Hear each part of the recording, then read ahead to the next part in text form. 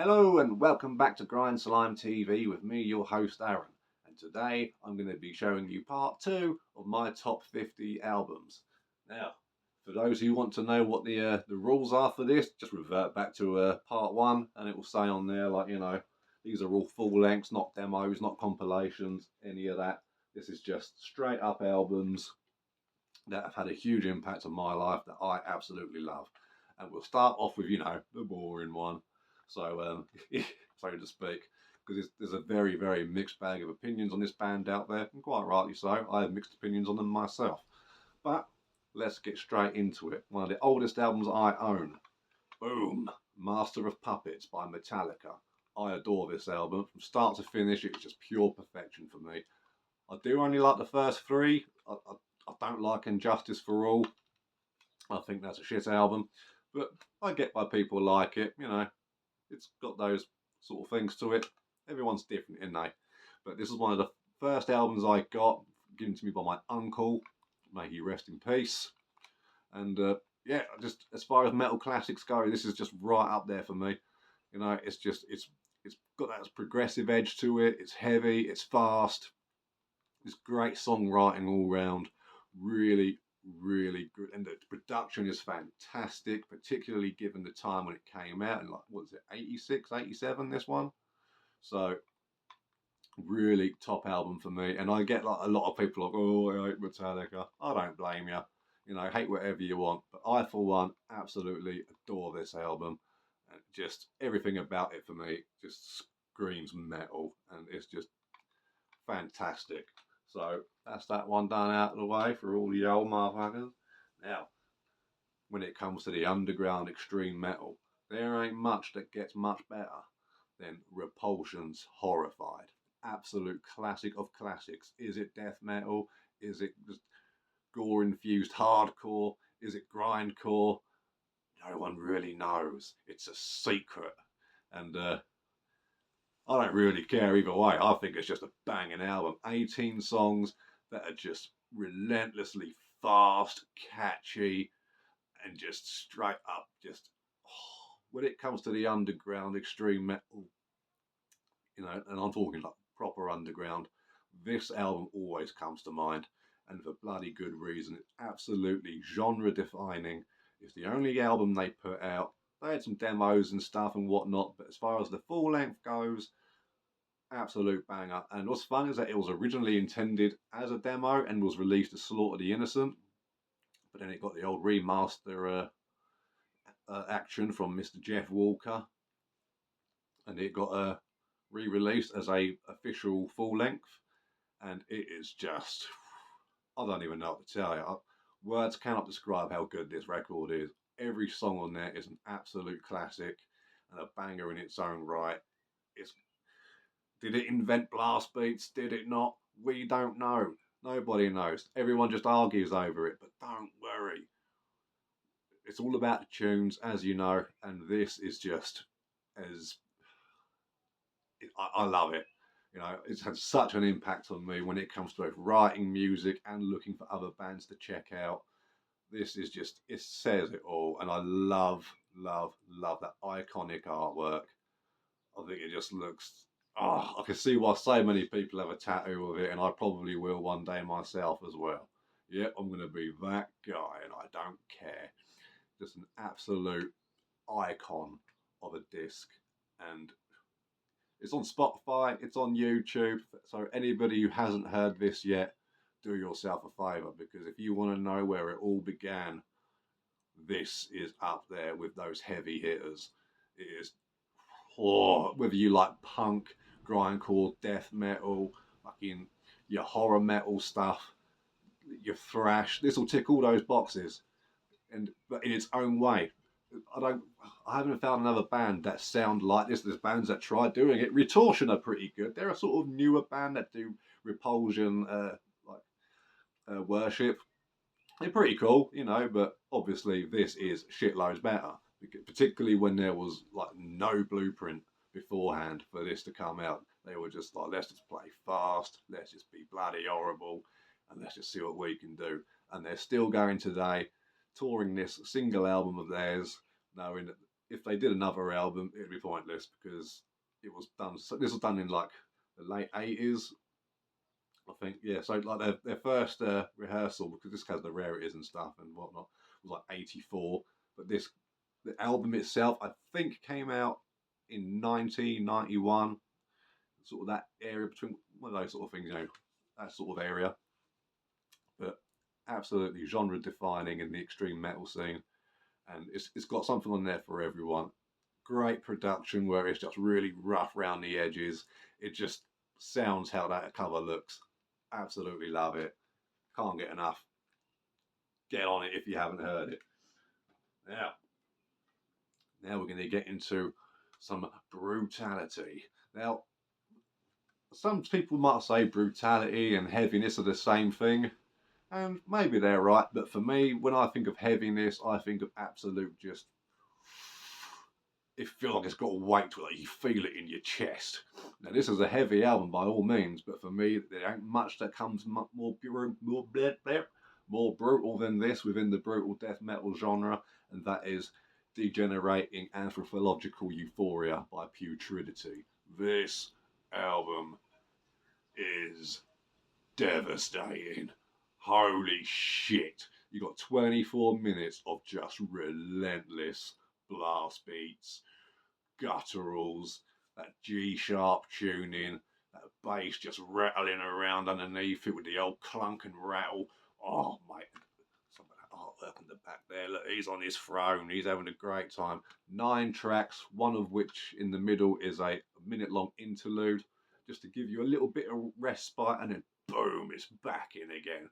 The best song on here for me is Masturbating the Infibulated, track 3, because it has this one bit where it does slow down. It's not slammy or anything, it doesn't, but it's got that nice sort of mid-paced, palm muted power chord riff going on, and it's just heavy as balls. But it may take a few listens to digest it because it's so frantic, and the drumming is insane, like really, really good. They've got a new drummer now, unfortunately, and the new stuff's still cool and everything, but it's just, you can tell it's not got that magic that this drummer brought to it, whose name escapes me. What is it? Bloody. Oh, I don't bloody care. Who cares? Someone around here. Anyway, whatever his bloody name is, Willow Tip Records has put this out, and absolutely just devastatingly brutal. If you haven't heard it, you've got to get on it. It's on Spotify and YouTube and all that lot. But like, it's got that frantic drumming that we all sort of, if you're into the brutal stuff, like think of like Discord, like Derek Myers kind of style drumming, where you'll get all different kinds of blast beats and just thrown into one. It's like, where the bloody hell is this going? Like one riff will have like 7 different beats to it. That sort of ilk here as well, but so much faster, so much heavier, and just all out fucking disgusting. Just look at them. Let me get the booklet out so you can have a proper look at that. There he is on his throne, cannibalizing the shit out of stuff. Oh yeah, can't get a really good view of it on here, but honestly, this is their best stuff. I mean, all their stuff is really good, but this for me is their #1 top record. Just every time I put it on, it chills. It's like, here we go. It just comes in with that little sort of reverse cymbal just to suck you in, and then it just hits you in the fucking chest with a sledgehammer. Absolutely fucking manic. Get on it. It is naughty as hell. Putridity, Degenerating Anthropological Euphoria. Fucking that was a mouthful. From Italy as well, in case you're wondering. Now, something a bit different next. Excuse the allergies. This is one of the first albums I bought back in, when did this come out? Yeah, 2000. I got this back when it came out. Oh yes, 25 years ago. Jesus fucking Christ. Yep, and that is the metal punk band Amen. We Have Come for Your Parents.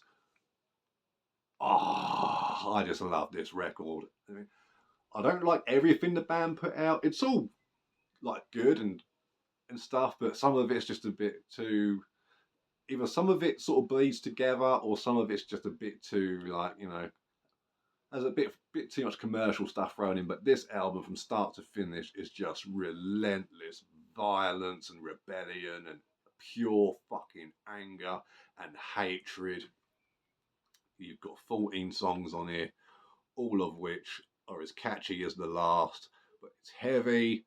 It's got the vocals are awesome. It's just all over the place, and this is one of those bands that, in fact, you know what? This is probably could arguably be the best live band I've seen live, and I was even there at Reading Festival in 2002 when Amen became the first band that was the first unsigned band, sorry, to play the main stage at Reading Festival, like ever. And Aaron was there watching. It was the same year when the singer from Dillinger Escape Plan did a shit on stage and threw it in the audience. That happened. Yep, I was there. I saw it. My mum saw it. She was mortified. But it is what it is. But these guys came out, absolutely stole the show. And then I saw them again maybe a year or two later when they were on tour with the Wild Hearts. And they were fantastic then as well. Really, really great band. A very unique band. And look, they've got the older little axe on there. Look, really, really cool stuff. So if you haven't heard Amen before, it won't be everyone's bag. Totally understandable. But for me, when I saw like the music video like promoting the album for this song Price of Reality, and then when I went in and saw that the album was there, I was like, oh, this is happening. So yeah, and it gets spun very regularly ever since. So this is one of those albums I pretty much know back to front, and I'm only going to keep learning more and more and more about it. It's an absolutely great record. Get on it if you haven't heard it, or if you have heard it and you hate it, then cool, don't put it in your top 50 like I did. And now, saving as far as artwork goes, the best for last, of course. Again, this is an album I've loved for about 20 years. It was the first album I heard by this band, and I fell in love immediately, particularly because of the artwork. So, ladies and gentlemen, the 2025 reissue of Carnivorous Erection by Regurgitate. Look at that. If that isn't some of the greatest artwork of all fucking time, I don't know what is. Like, if I ever do another Aaron's favourite, like, album covers, you know that's going to be in there. You know how I love that gatefold action? We'll get a load of this. Oh, trifold action.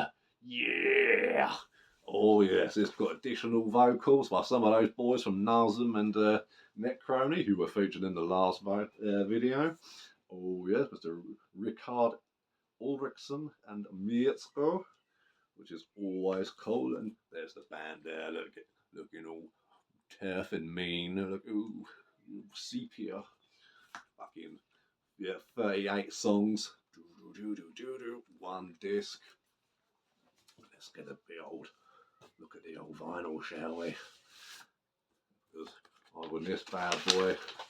Ah, classic black. That's what we like to see. Come on now. All your fancy colours and whatnot. It's cool and all, but for me, you can't beat the fancy black. This album is heavy, it's fast, it's punky as fuck. Probably one of their more punkier releases. And I love most of what Regurgitate put out. Sickening Bliss, I'd have to go back to, but I remember listening to it like years ago, and I got really bored. But things like this, Self Disembowelment, the Torture Sessions, all that sort of, all really, really good stuff. It's like I say, this is definitely the punkiest of their releases, but it's by no means. It's got the speed, it's got the pitch shifting, it's got the low tuning. It is angry. Like if you like stuff like Exhumed, that sort of stuff, like particularly their sort of like first two albums. Like this doesn't have a load of this sort of carcass worship and solos like that sort of stuff does, but this is definitely that sort of upbeat, up tempo, very in your face, kind of loud. Got those cool high vocals in it. I absolutely love this album, and when it finally got the vinyl treatment this year, I was very, very happy because this, like I say, like CD and cassette, yeah, but when it finally came out with that artwork on the 12 by 12, oh mate, just I was a happy bunny that day. So today, that is my part 2 of my top 50. Are there any of those albums you hate? Any of them that you love? What's your opinions on those discs? And if you don't have an opinion, that's cool as well. So have a great day, and I'll catch you tomorrow. Support the underground. Don't get bitten by a zombie.